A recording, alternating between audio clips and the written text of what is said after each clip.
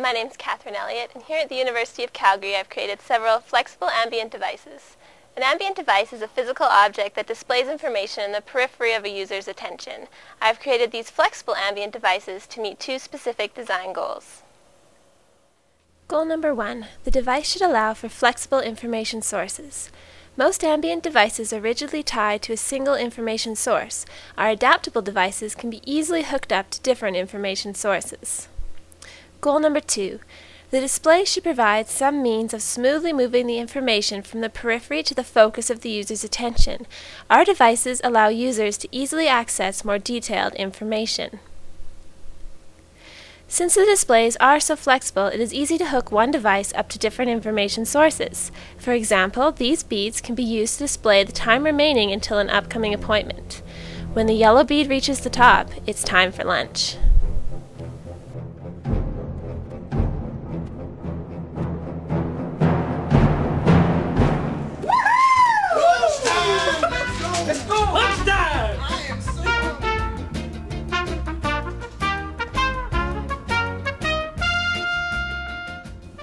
The beads can also be used to display the status of MSN Messenger contacts. At a glance, I can tell that Anand is offline and that Ed is online. Oh, Anand has just come online. The glow lamp could also be used to display Messenger contacts. For example, since the lamp is yellow, I can see that Dean is busy and I should wait to call him to ask about his weekend. The glow lamp can also be tied to things like a weather forecast. Today it was green, so Tony needed to take his jacket. Yesterday, since it was orange, he knew he didn't have to. A third type of device, called the Ambient Garden, can also be connected to many different information sources. Here, it is showing the contents of my email inbox. The faster the lights rotate in the blossoms, the more unread emails there are. Each display also allows users to request more information through a simple gesture or touch. For example, when the Ambient Garden is connected to my email inbox, touching a hidden sensor reads the senders and subject lines out loud, so I can decide whether to read my email without having to go to my computer and open my inbox. The ability to interact directly with the devices that represent the information can lead to devices that are somewhat aware. For example, here the beads represent two of my Messenger contacts. I can see that Ed is online and that Phil is offline. I want to tell Ed about a neat web page, so I just touch the sensor under his bead, which opens a message window. I want to tell Phil as well, but since he's still offline, I'll have to send it in an email, which will also be opened when his sensor is touched.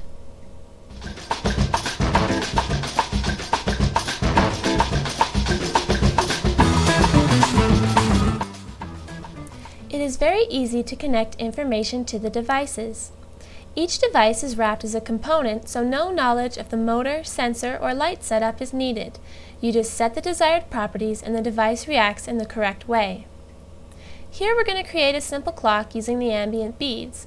We just drop a bead component onto the form and connect it to a graphical skin or user control that will reflect the display without any code.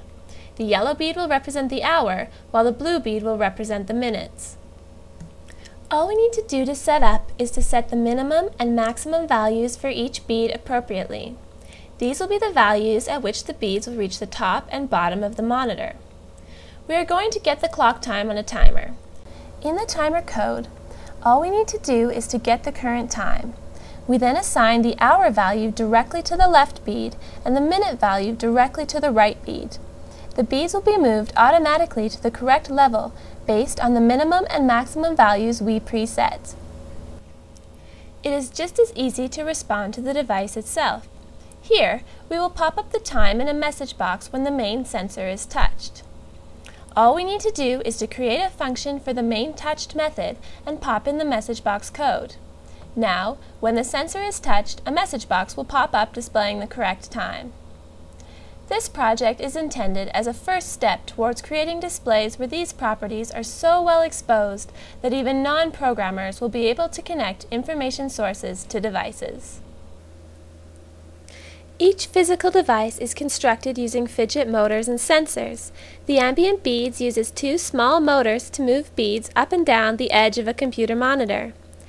Touching one of the small light sensors triggers a response specific to the bead directly above it, while the bigger touch sensor is intended for overall requests. The Ambient garden is designed to sit on a desk or table. Built from a fidget interface kit, 8 red and green LED lights inside the blooms of small felt flowers can be lit in various patterns. There is also a small touch sensor underneath the front blossom. The Ambient glow lamp uses a small motor and a child's flashlight to create a lamp with a rotating shade, allowing it to display any of 5 different colors. It also has a touch sensor at the base. These flexible Ambient devices can be mapped to different information sources easily, allowing a separation between the design of the device and the selection of an information source. They also support the user's shift and focus so that more detail is always available through a simple gesture or touch.